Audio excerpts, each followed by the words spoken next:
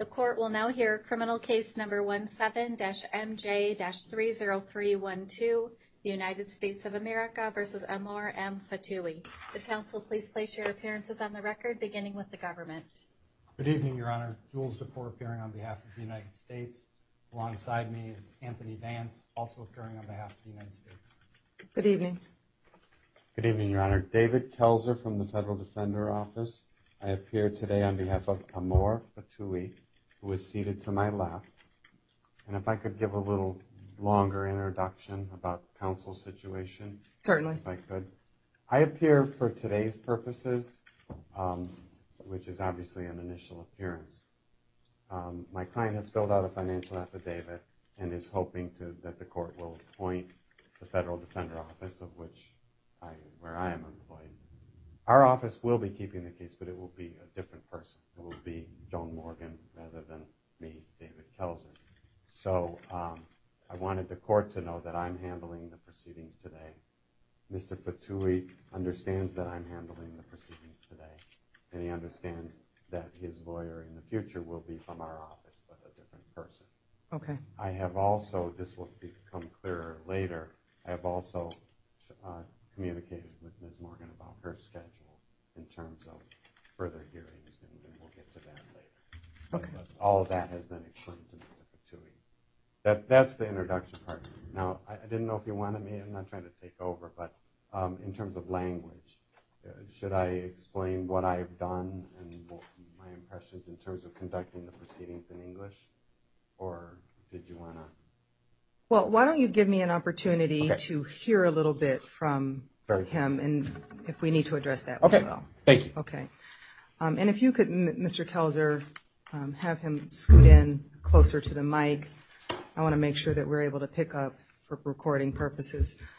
Sir, would you please state your name for the record and spell both your first and last name? Can I put?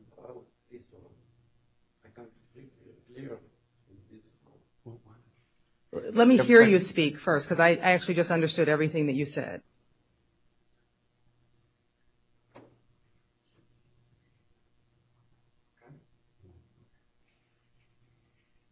Go ahead, Your Honor. I'm sorry. Why don't we take a quick break, if I could speak to the marshal.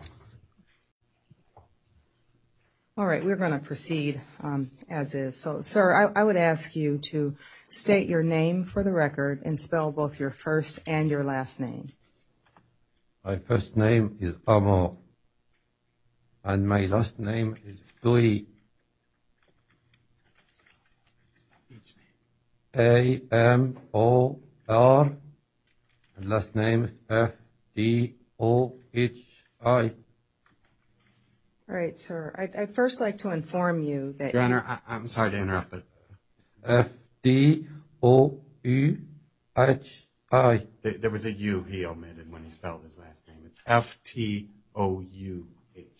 Okay, I take him at what he says. I know. I've determined that after many conversations, that it's F-T-O-U-H-I. All right, and so as I understand it, it's F-T-O-U-H-I.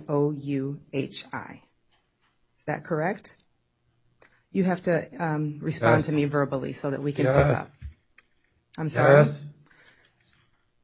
So, Mr. Ftouhi, I'm going to advise you not to talk at the same time that I talk. I can't speak clear. Your Honor, can I have just a second? Yes. And the marshal.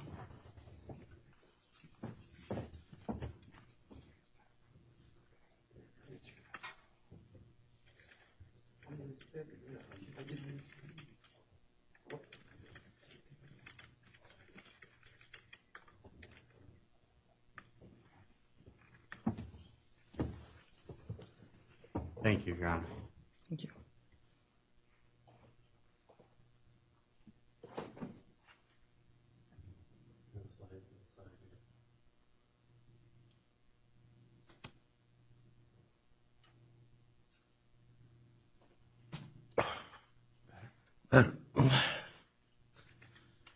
Yes, Judge. Okay. I'd first like to inform you that you have the right to remain silent. Anything that you say can be used against you. Do you understand that? Mm-hmm. Yes. You also understand that you have the right to be represented by counsel. And if you can't afford counsel, the court will appoint an attorney for you. Do you understand that? David is my law, and he offer his service. So what I'd like to explain to you, Mr. Ftouhi, is that the court will appoint counsel for you. Right now, Mr. Kelzer has not been appointed. I've been presented with an affidavit, which it appears that you signed. Is that correct? Yes, yes. Okay. And this is a financial affidavit. If I find that you're eligible for appointment of counsel, then I will appoint one, and then we'll move on from there. I've looked at your financial affidavit. Did you understand when you were providing the information for this affidavit that you were obligated to tell the truth? Yes, I tell the truth. All right. Do you understand that if it's later discovered that any of the information in this affidavit is untruthful, that that could subject you to a separate prosecution for perjury? Yes, I understand. All right. So I've reviewed your financial affidavit, and I find that you are, in fact, eligible for appointment of counsel. So I'm going to appoint the Federal Defender's Office, and that's Mr. Kelzer sitting next to you, will be representing you here today. His office will be representing you overall. Do you understand that? I understand. All right. Now, the purpose of your appearance here today is to make sure that you receive a copy of the criminal complaint that the U.S. Attorney's Office has filed in this matter. Did you receive a copy of that complaint? Yes. All right. And second, also to apprise you of the allegations of that complaint. I'm going to, Mr. Kelzer, did you have an opportunity to review the complaint with him? Yes, Your Honor. In fact, what I did was I read the complaint, the meat of it, word for word in English, while he had a copy. So he has a written copy, but I read it so he could hear it out loud. And I believe he certainly appeared to understand what I was reading, and indicated to me that he understood what I was reading to him, and that it represented the facts alleged in support of the charge. All right. Mr. Ftouhi, you've heard the representation that Mr. Kelzer has stated here today. Is that true and accurate? Yes. Okay. So I'm going to briefly summarize the violations that are alleged in the criminal complaint. Specifically, it's alleged that on today's date, that you were found at the Bishop International Airport with a large knife and used the same to stab a police officer at the airport. That is in violation of 18 United States Code Section 37A1, violence at an international airport. Do you understand that that is the offense with which you have been charged, and those are the allegations of the complaint? I understand. Okay. Right. Now, Pretrial Services has had an opportunity to interview you, and one of the things that we have to determine is whether you will be on bond pending trial or whether you will be released. I understand that Pretrial Services has a verbal report to make. Is that correct, Ms. Carson? Yes, Your Honor. While interviewing the defendant, he indicated that he has some understanding of English, but is mostly fluent in French. He was born in Tunisia. He has citizenship from Tunisia and Canadian citizenship as well. He said he's been in Canada for 10 years. He lives in Montreal, Quebec. His mother and 3 of his sisters and 2 of his brothers live in Tunisia. He has 1 sister in Switzerland. He's married and has 3 children. He said he was working off and on as a truck driver. Last worked about 2 weeks ago. He indicated no mental or physical health problems and no drug or alcohol use. At this time, we would defer a recommendation until we complete full criminal history and written report prior to the detention hearing. Thank you, Ms. Carson. And what is the position of the United States with respect to bond? Your Honor, the government moves for detention in this case, and we note that this is a case where the presumption in favor of detention applies. All right. In that instance, the court will set a detention hearing. The government has asked that you be detained pending trial in this matter, which means that the court will conduct a hearing to determine whether or not you will be detained or you will be released on bond. I'm going to set the date for that at this time.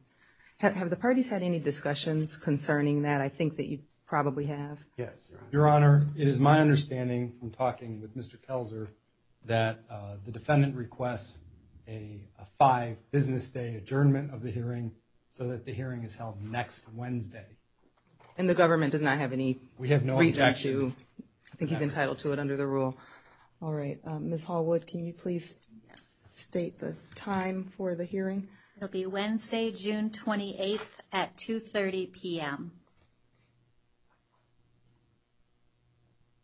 Your Honor, just for the record, I explained to Mr. Ftouhi that he has the right to insist on a detention hearing within 3 business days. The government can insist that it be 3, but he could insist on it being Monday. And I explained to him that I thought it was in his best interest to go the 5 days. I've communicated with Ms. Morgan, and he agreed with me that it would be in his best interest to have the detention hearing on that 5th day rather than the 3rd day. All right. Is that correct, Mr. Ftouhi? Yes. Okay. So we're going to move forward with the detention hearing on the 28th. In the meantime, I'm going to order that you be temporarily detained until that time, such time as we can hold the detention hearing. We will also set a date for the preliminary hearing following the detention hearing on that date. Okay. Is there anything else that the government would like to place on the record at this time? Just briefly, Your Honor, the defendant is a citizen of Tunisia and Canada and not a citizen of the United States. And so Rule 5D1F requires that he be notified that an attorney for the government or a federal law enforcement official may notify a consular officer from Tunisia or Canada that the defendant has been arrested. It is my understanding that notification is mandatory with respect to Tunisia, and we will notify Tunisia of the defendant's arrest. It is not mandatory to Canada. However, we intend to notify Canada as well of the defendant's arrest. Thank you, Mr. DePore. All right, Mr. Ftouhi, do you understand what the government has just placed on the record? They're going to notify folks from the consulate of Tunisia as well as Canada concerning your arrest. Yes. Okay. All right, is there anything more from the government?